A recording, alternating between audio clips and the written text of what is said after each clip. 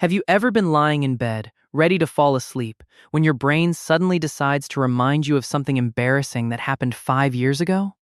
Maybe it was an awkward comment in a meeting, a joke that nobody laughed at, a message you wish you hadn't sent, a social mistake that everyone else probably forgot long ago. Suddenly, you're reliving the entire moment. The sounds, the faces, the feeling. And despite knowing it happened years ago, the embarrassment feels strangely fresh. Why? Why does your brain choose bedtime to replay moments you'd rather forget? Why don't you spend the same amount of time reliving your successes? And why do tiny mistakes sometimes feel larger than major achievements? Psychologists and neuroscientists have been studying these questions for decades. The answer reveals something surprising about how memory, emotion, and survival work together inside the human brain. And once you understand what's happening, those midnight flashbacks start making a lot more sense. Imagine two events happening on the same day. In the morning, you receive a compliment from a colleague. Later that afternoon, you accidentally say something awkward during a conversation. Which memory do you think your brain is more likely to revisit later? For most people, it's the awkward moment. Not because it was more important, not because it changed their life, but because human attention has a built-in bias. Psychologists call this the negativity bias. Simply put, negative experiences often capture more attention and leave a stronger psychological impression than equally positive experiences. This tendency has been observed across many areas of psychology.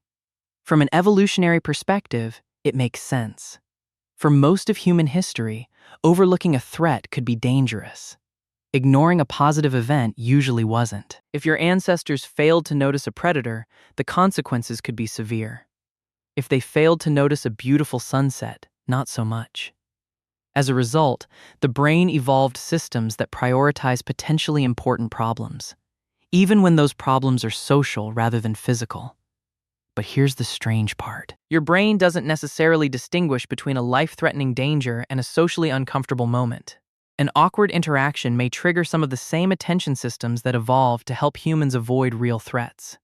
And that means embarrassing memories often receive special treatment.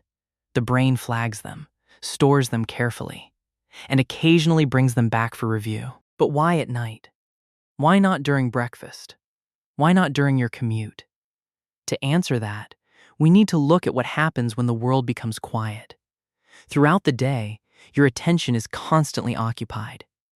Emails, conversations, work, traffic, notifications, deadlines, entertainment. Your brain is busy processing incoming information.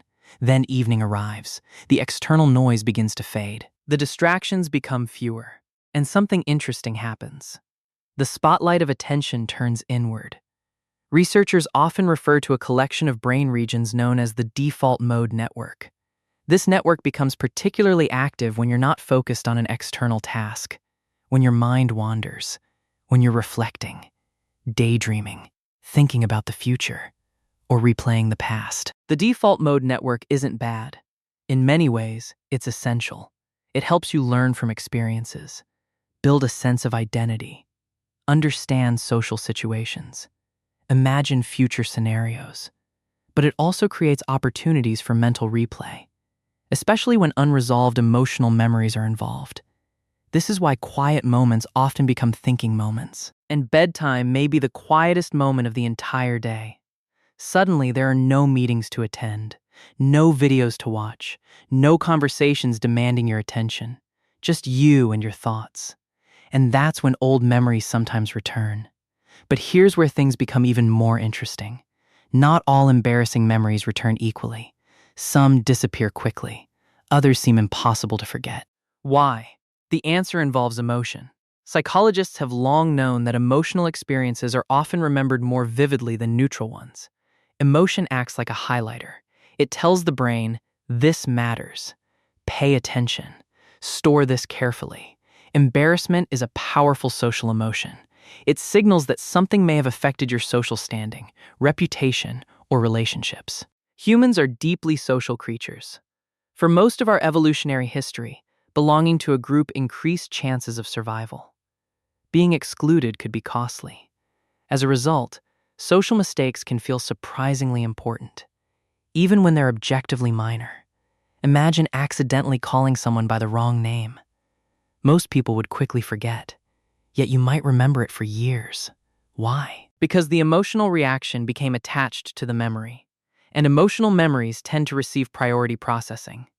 But here's something many people don't realize. Memory isn't a video recording. Your brain doesn't store events exactly as they happened. Instead, memories are reconstructed. Every time you remember something, your brain rebuilds the experience from stored pieces of information. That reconstruction process can sometimes distort reality, which leads to another psychological phenomenon: the spotlight effect. Researchers have found that people often overestimate how much other people notice and remember their mistakes. In one well-known line of research, participants believed others paid far more attention to their appearance and behavior than observers actually did. In everyday life, this means something important. The embarrassing moment that occupies your thoughts may barely exist in anyone else's memory. While you're replaying it years later, everyone else may have moved on within minutes. But your brain doesn't automatically know that. And because social mistakes feel significant, the memory keeps returning for evaluation, almost like an internal review meeting. The brain asking, "Did we learn something from this? Can we avoid this next time?" Unfortunately, that review process sometimes becomes excessive, and that's where rumination enters the picture. Rumination occurs when people repeatedly think about the same problems, mistakes, or negative experiences without reaching a useful conclusion. Instead of solving the issue, the mind circles around it. Again, and again, and again. You may recognize the pattern: the same conversation, the same mistake, the same regret. Replayed dozens of times, each replay feels productive. But often nothing new is learned. The brain mistakes repetition for problem solving. Yet repeated analysis isn't always insight. Sometimes it's simply repetition. This is where many people get stuck. They believe that if they think about the event long enough, they'll finally feel better. But research suggests that excessive rumination is often associated with increased distress rather than reduced distress. The brain becomes trapped in a loop: reviewing, analyzing, judging, repeating. So how can you break the cycle? The first step is surprisingly simple. Recognize what's happening. When an embarrassing memory appears, most people immediately react to it. They argue with it, fight it, judge it, try to suppress it. But psychological research has repeatedly shown that suppression can sometimes backfire. The more aggressively you try not to think about something, the more attention you accidentally give it. It's similar to being told not to think about a pink elephant. Suddenly, the pink elephant becomes difficult to ignore. The same thing can happen with embarrassing memories. Instead of pushing the thought away, many experts recommend acknowledging it. Notice it. Recognize it. Allow it to exist. Then redirect attention intentionally. This doesn't mean enjoying the memory. It means reducing the struggle against it.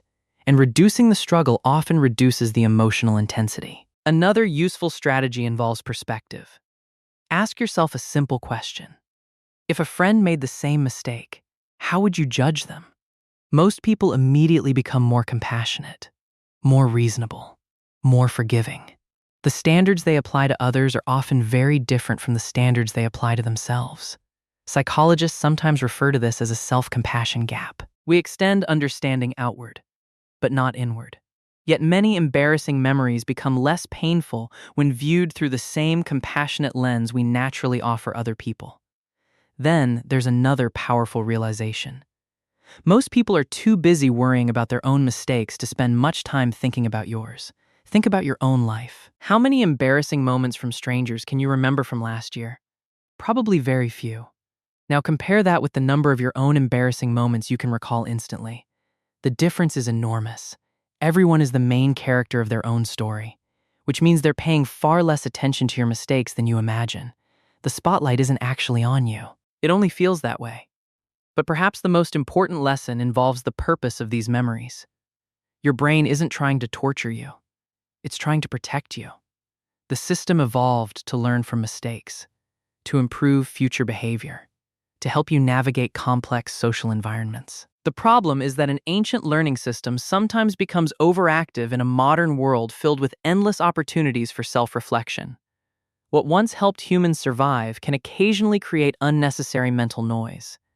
Understanding this changes the experience. Instead of seeing the memory as evidence that something is wrong with you, you can see it as evidence that your brain is doing what brains evolved to do: learning, reviewing, predicting, preparing.